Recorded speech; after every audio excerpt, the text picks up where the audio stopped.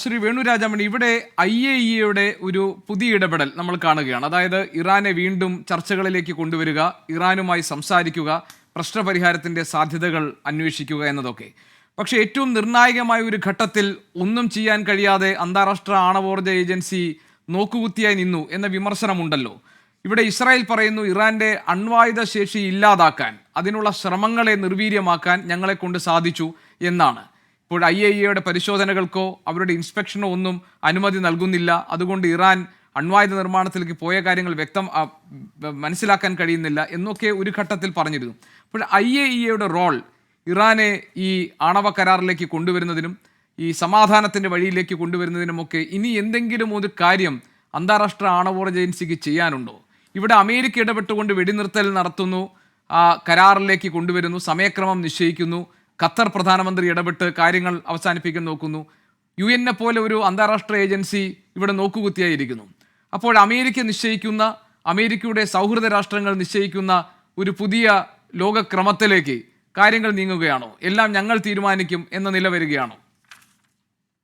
തീർച്ചയായും ട്രംപിന്റെ നേതൃത്വത്തിലുള്ള അമേരിക്കയും അതുപോലെ തന്നെ നെതന്യാഹുവിന്റെ ഇസ്രായേലും ഇരുവരും ഒരു മൈറ്റ് ഇസ് റൈറ്റ്, ഞങ്ങൾ എന്ത് ആഗ്രഹിക്കുന്നു അത് ഞങ്ങൾ നടപ്പിലാക്കും, ഞങ്ങൾക്ക് അതിനുള്ള ശക്തിയുണ്ട്, അന്താരാഷ്ട്ര നിയമങ്ങൾ എന്താണ് എന്നുള്ളത് ഞങ്ങൾ പരിഗണിക്കില്ല, ഞങ്ങൾ കാണുന്ന ഞങ്ങളുടെ താല്പര്യങ്ങൾ നേടിയെടുക്കാനായി ഞങ്ങൾ എന്തും ചെയ്യാൻ തയ്യാറാണ് എന്നത് തന്നെയാണ് വ്യക്തമാക്കിയിരിക്കുന്നത്.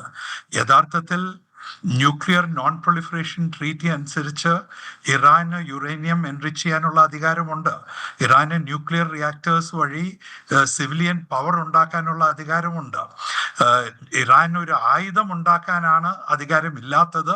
എന്നാൽ ആ ആയുധം ഉണ്ടാക്കാൻ സാഹചര്യം ഇമിനന്റ് ആണ്, ഉടനെ സംഭവിക്കാൻ പോകുന്നു എന്നതിന് യാതൊരു തെളിവുമില്ല എന്നത് IAEA തന്നെ പറഞ്ഞൊരു കാര്യമാണ്. എന്നിട്ടും ഏകപക്ഷീയമായി ഇസ്രായേലും അമേരിക്കയും ഇറാനെതിരെ യുദ്ധം തുടങ്ങി വെക്കുകയാണ് ചെയ്തത്. അവരുടെ മുഴുവൻ ന്യൂക്ലിയർ ഫെസിലിറ്റീസെയും തകർക്കുകയാണ് ചെയ്തിരിക്കുന്നത്. അതുകൊണ്ട് IAEA ഏത് മാനദണ്ഡം എടുത്തു നോക്കിയാലും തെറ്റുകാര് ഇസ്രായേലും US-ഉമാണ്, ഇറാൻ അല്ല. പക്ഷെ എങ്കിലും ഇന്നത്തെ ഈ ഒരു യുദ്ധം തടയാനുള്ളൊരു കേപ്പബിലിറ്റി ഒന്നും IAEA-ക്കില്ല. IAEA എന്ന് പറയുന്നത് ലോകത്തെ പ്രധാനപ്പെട്ട രാജ്യങ്ങൾ അടങ്ങുന്ന ഒരു സംഘടനയാണ്. അതിൻ്റെ സെക്രട്ടറി ജനറലിനെല്ലാം വളരെ ലിമിറ്റഡ് പവേഴ്സേ ഉള്ളൂ. ഈ സാഹചര്യത്തിൽ അദ്ദേഹം തുറന്ന് അമേരിക്കയെയും ഇസ്രായേലിനെയും വിമർശിച്ചിട്ടില്ല എന്നുള്ളതാണ് അയാൾക്കെതിരെയുള്ള ഏറ്റവും വലിയ പരാതി. ഇപ്പോൾ ഇറാനെ ചർച്ചകൾക്ക് വിളിച്ചിട്ട് ആ ചർച്ചകളിലൂടെ എന്ത് നേടാൻ ശ്രമിക്കുന്നു എന്നുള്ളത് വ്യക്തമല്ല. എന്തായിരുന്നാലും IAEA ഒരു ശ്രമം നടത്തുന്നത് നല്ലതാണ്. അവിടെ ഇസ്രായേലും അമേരിക്കയുമാണ് അവരുടെ നയങ്ങൾ മാറ്റേണ്ടത്. അതിനുള്ള യാതൊരു സാഹചര്യവും കാണുന്നില്ല. അതേസമയം ഇറാനെ സംബന്ധിച്ചിടത്തോളം ഇറാന് ഇന്ന് ഏറ്റവും കൂടുതൽ ആവശ്യം പാശ്ചാത്യ രാജ്യങ്ങൾ ഇറാനെതിരെ പ്രഖ്യാപിച്ച സാമ്പത്തിക സാങ്ഷൻസ് ഇല്ലാതാക്കുക എന്നുള്ളതാണ്. അത് ഇല്ലാതായാൽ ഇറാന് വീണ്ടും പുതിയൊരു സാമ്പത്തിക വളർച്ചയുടെ പാതയിലേക്ക് നീങ്ങുവാൻ സാധിക്കും. അതാണ് അവരുടെ പ്രയോറിറ്റി. ഈ സീസ് ഫയറിന് എഗ്രി ചെയ്യാനുള്ള ഒരു കാരണവും അത് തന്നെയാണ്.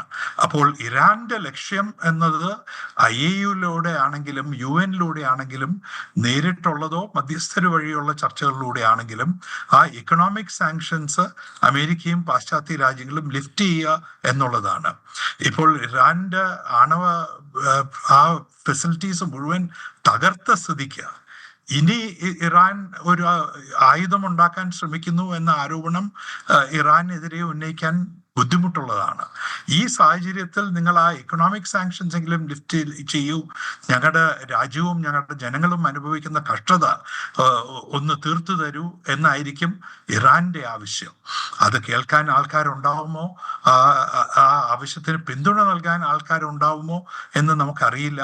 അത് വരും ദിവസങ്ങളിലേക്ക് കാണാൻ നമുക്ക് കഴിയുള്ളൂ. ഇത് IAEA വഴിയും UN വഴിയും ഇറാൻ ഉന്നയിക്കും എന്നുള്ളത് ഉറപ്പാണ്.